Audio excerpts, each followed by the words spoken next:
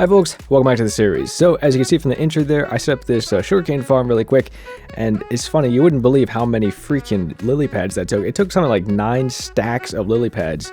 But anyway, I set this up so that we can get some more sugarcane so we can make more bookshelves. So as you might have seen last episode, we started working on a whole new storage system, and that has quite a few bookshelves. Anyway, let's just go ahead and fly over to this so we can take a look at the progress so far. Yeah, this place is looking pretty sick, but it does need a lot more work. I do need to put some trees in the corners and stuff. But yeah, as you can see, we have huge amounts of bookshelves all throughout here, and we are still missing a lot of them. But today, we're not going to be finishing this up completely today. We still have a lot more of the blocks to collect, so we have to get the beehives together.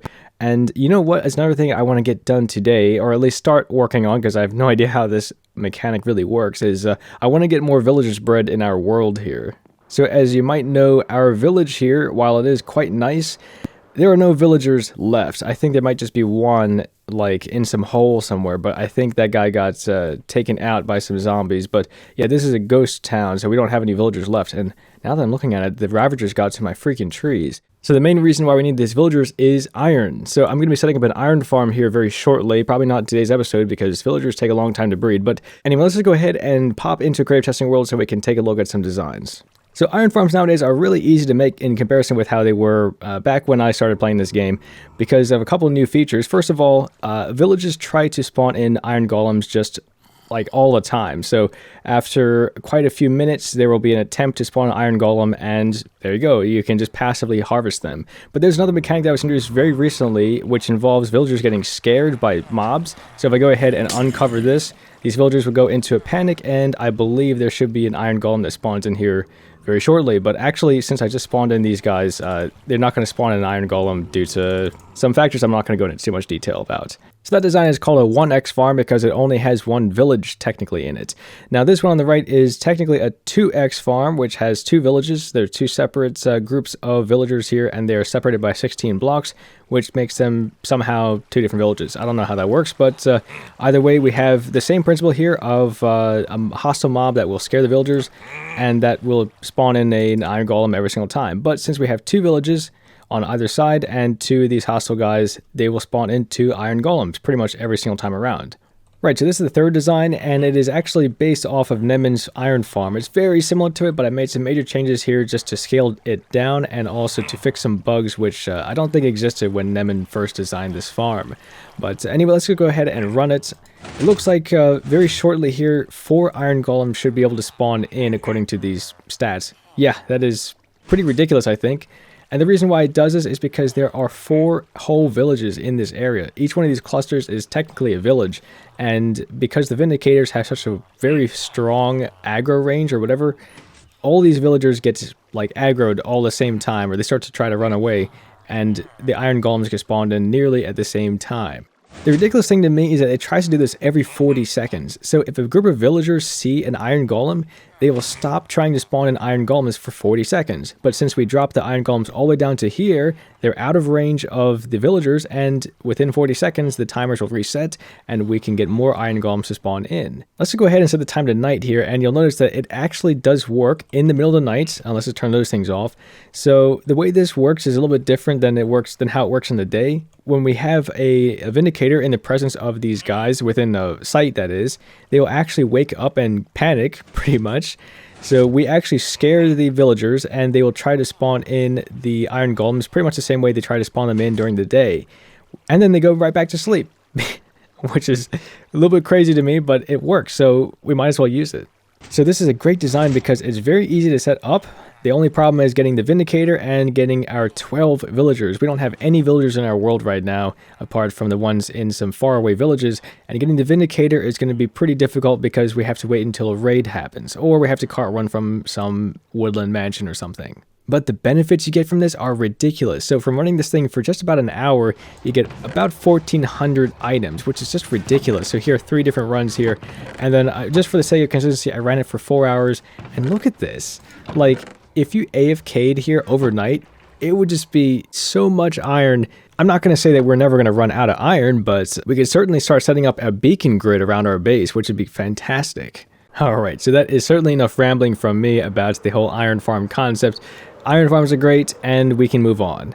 Oh yeah, one thing I forgot to mention is I actually went ahead and just fully automated our slime farm. So I added the layers a couple episodes ago, but I didn't actually do anything more than that. So we actually have a new killing chamber in the nether now, and I just piped them into our previous system. Let's just go ahead and take a look at that. So what I've got here is the slime killing chamber that I showed off in a couple episodes ago, and it looks like our minecart somehow stopped. That is very unfortunate. Okay, maybe this way will work.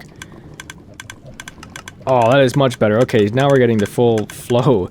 So yeah, what I did here is pretty simple, really. I just piped the output from our slime ball farm right into the mob system, and all the drops from both places go into the same spot. And the reason why I'm doing this instead of trying to separate the slime balls from the rest of the mob drops is because we actually have this section over here called miscellaneous, which basically catches any item that is not one of these 4 items. So the slime balls are actually going into this last chest, and this is a huge amount of drops. I've had to convert the slime balls into blocks several times so far because it's just giving us such a huge amount of slime. And like I said, the reason why we went ahead and automated this slime is so that we can get magma blocks very easily. So we actually have over a double chest of blaze rods. This is from our blaze XP farm.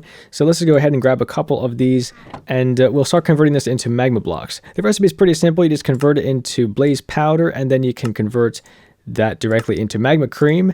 And from magma cream, you can go straight into magma blocks. And there we go. With almost no effort at all, we were able to convert all those blaze rods into pretty much 8.5 stacks of magma blocks, which is pretty darn good. That definitely beats having to go into the nether and mine all this stuff up by hand. Now, the other nether block that we are missing a lot of are nether wart blocks and the nylium, which I don't think we even have any of left. So we have these crimson stems. We don't have the warped stems or the warped nylium either. So we're just going to have to go back into the nether and collect some of that stuff up. Wow, look at that. Man, this is so much better than before. I mean, I had to walk that whole distance, but now we can fly over there, so that's pretty cool. Oh, and my shaders have the new, the fog colors too. That is pretty cool. So yeah, the last time I came out here was probably back in, was it? No, not episode 2, but it was called Lost in the Nether. Yeah, that was a long time ago. And since then, my shaders have updated, so we now get the nether fog and stuff. They came with a new update. So yeah, I just looked into automatically farming those, I think they're called huge fungus trees or whatever, and it just turns out that that's going to be a really big endeavor, so I'm not going to take that on today. So what I'm going to do here is get some nether quartz so we can finish up some projects that we've been slacking on. Oh crap, I forgot that when you, oh crap. Yeah, I forgot that when you open a chest near those hoglin guys, they aggro. I have this tendency to get lost whenever I go to the nether. I have no idea where this is. Oh hey, look at that, there's a basalt delta. I don't think we've actually been to one of these yet. Oh yeah, look at that. Holy cow, that is loud. But yeah, apparently we have gotten all the locations so far. What is that down there? Alright, I'm totally lost. I'm just gonna go ahead and check my coordinates and figure out where the heck home is. Oops, not what I wanted to do. Jeez. Oh, I think this is home. Yep, we managed to make it back alive and in one piece. Well, we'll see, but so far looks like we got quite a bit of nether quartz, so hopefully this will be enough to hold us over for a bit.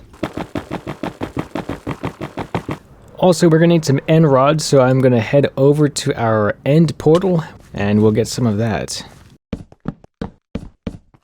Looks like we missed a couple of those end rods up there, but it looks like the entire place only had like 40 or so end rods, which is kind of not very much. You know, I'm going to be perfectly honest with you folks, I don't actually find these end cities by, you know, random chance. I do look them up because I would much rather spend my time, you know, making quality content rather than trying to find end cities, because these things are very rare and I don't play this game very often. Just the whole aspect of gathering resources and all that already takes up a huge amount of time, and I just don't really feel like spending the time to do something that's kind of useless.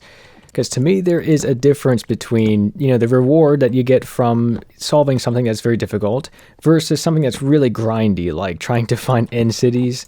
But other than that, I mean, I do like the challenge of fighting off the phantoms so that you can repair your elytra, or excavating a stronghold, something like that. That is kind of okay. But everything else in this game can kind of get repetitive. But anyway, I think it is time that we head back. I've already got about 2 stacks of those end rods, and that's probably going to be more than I ever need, for the time being at least. So let's go ahead and finish up the other couple things I had to do.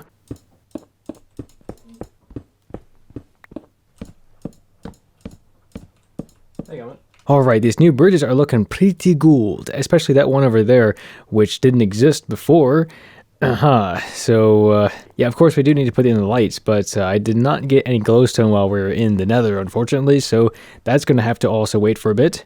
But let's just go ahead and take a flight around so we can kind of get a better overview of this place. So, yeah, now we can see the new bridges, which look pretty good in my opinion. Wow, yeah, that does look pretty good. Alright, so it's been a couple of days since the last cut, and we've been doing a lot of stuff off camera, mainly like really grindy stuff. So I did another nether quartz run. We got plenty of nether quartz. Of course, it's not really that much, but it will hold me over for a little bit. It'll help us get done some other projects. And as you can see behind me, I also got those bees that we harvested up. Those are now in a new honeycomb farm, and this has been producing some stuff. So let's go ahead and take a look at what we got so far. Yeah, this is not too bad. I mean, it's not great for efficiency and all that. I think the bees are mainly spending most of their time pushing other bees around instead of going in and out of hives. But anyway, this is going to be enough honeycomb to get all the bee nests finished for our storage room. So let's go ahead and head over to there. Okay, so with our bee nest run and our extra work off camera, we were able to get the majority of this thing done. Now, I do want to put some trees in these corners, so let's go ahead and do that. This might look pretty bad, but I think that actually ended up being a little bit too high because you can't really see out of those windows. Yeah, I don't know. I mean, it doesn't look too bad. Let's go ahead and put down the other 4 trees or 3 trees and see what that looks like.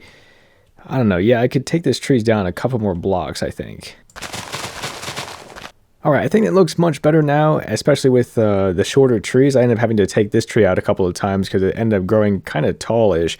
But yeah, that looks nicer than before. I could probably also put some lights back inside the leaves a little bit, hide them in there. I'm just wondering what would happen if I put in some logs here. Is this going to look strange or what? I don't know. I don't think it looks too weird. I mean, it's definitely strange because trees don't grow that tall like that. At least not oak trees. But let's see. I could put some stairs at the bottom here to kind of help mask this a little bit. Yeah, that doesn't look too strange, I think. Maybe. So yeah, I would say this project is a success so far. I mean, obviously we don't have the chests, we don't have the redstone put in place. That's going to be a lot more extra work. But I did go ahead and pretty much finish up everything else. So we have all the bee nests and we have the bookshelves going all the way around, everything, the leaves. Yeah, each one of these ingredients pretty much was a real pain to gather because we still are kind of limited on resources. There is actually one other project that I have worked on off camera here. I just want to show you a little bit of what I've done. So this is our potion lab, which we've kind of abandoned, but I actually did go ahead and completely finish it. So let's pop into Crave Testing World and just take a look at that. So I know I brought this thing up probably 2 or 3 times in this series so far, but I actually did get it finished this time around. So it doesn't really look a whole lot different, but if we come around back here, if anyone notices any changes from the other episode where I actually did talk about this thing, we actually ended up putting in 2 whole new circuits here, which basically completed the thing. And this was a real pain, I will tell you what. It doesn't really seem like it was going to be that hard because all it is a timing circuit, but it ended up causing me a lot of headache. I'm not really going to get into the details too much here, but I had to be able to make an instant resetting Ethonian hopper clock, which doesn't exist, by the way. So I had to combine my own fader burnout circuit system with the Ethonian-based hopper timeout, whatever. That was a pain to come up with, and everything else seems to just work just fine, so I don't think that there's anything left to do really with this other than to get all the iron. We're going to need over 2 stacks of hoppers alone for this, which is kind of like 10 stacks of iron ingots. So you might be able to figure out what we're going to be doing next episode.